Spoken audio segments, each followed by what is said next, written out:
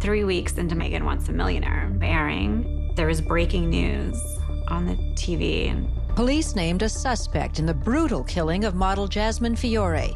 It's her ex-husband, Ryan Jenkins. I was in the shower and my roommate ran into the shower and said, "Ryan's on TV, he killed her." And that there was an international manhunt for Ryan. I immediately thought it was an accident. I didn't think that he could have purposely killed her. He strangled her to death in the hotel room in San Diego. And then as an afterthought, he's thinking, how do I keep her from being found? If they find her, I don't want them to identify her. I believe he took her into the bathtub shower area and cut off her fingers. I believe he flushed them down the toilet, and teeth fragments were still inside of her mouth and inside the bag. After killing her, cutting off her fingers, breaking out teeth, he put her in her suitcase, zips it closed, takes it out the back of the room onto the patio area, and then into the vehicle. We can deduct this because none of the luggage came out the front. Next time we see Ryan is at 6:24 a.m., and he's leaving the room with what looks like his clothing in his arms, stacked up.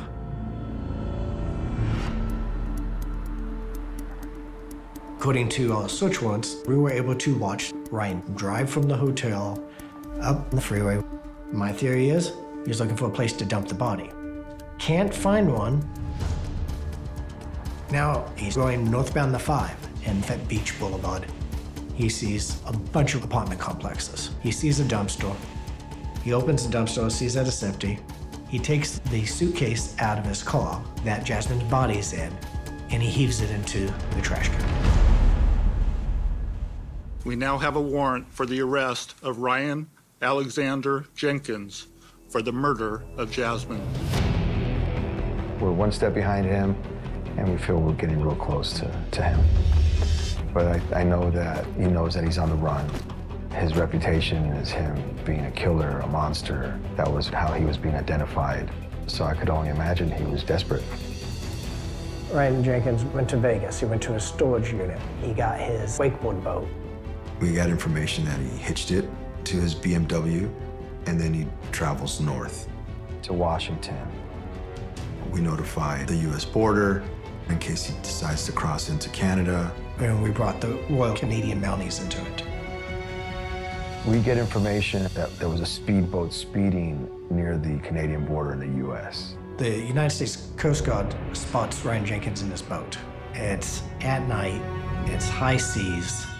Ryan's out in the open ocean in his boat. They're trying to stop him, but they literally lost him. Ryan brought his boat back and parked it at a marina half a mile from the Canadian border and took off on foot. He was able to walk into Canada where there is no border crossing. There's no fence, there's no nothing. It's just a ditch that separates the U.S. and Canada. So anyone can just cross it. And then his sister came and picked him up. And she drove him to Hope, Canada, and he checked into the Thunderbird Motel. I believe he felt an enormous amount of guilt for what he did. I think he felt even more guilt that he couldn't get away with it and that his life was ruined and he was not going to spend it in a prison, which is why he hung himself.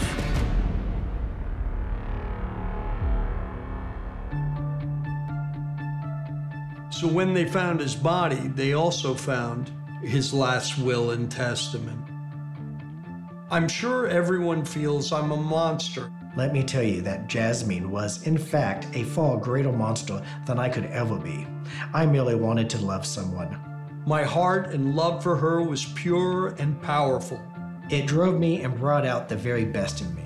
I'm sorry for running away from responsibility. There is just no place for me in this world anymore.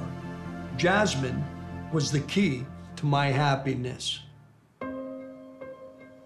You know, you always think, oh, God, what could I have done? Like, I wish I told her to get away from him, but I didn't know to what level they were fighting or how bad he was. He stole everything from her, you know? He destroyed her. I mean, how much havoc can one monster create on this earth? He's the worst of the worst, and he deserves every bit of hell that he no doubt made. Jasmine was robbed of dreams and ambitions, and there's no excuse for that. VH1 canceled the show. That ended my reality TV career, that ended my modeling career.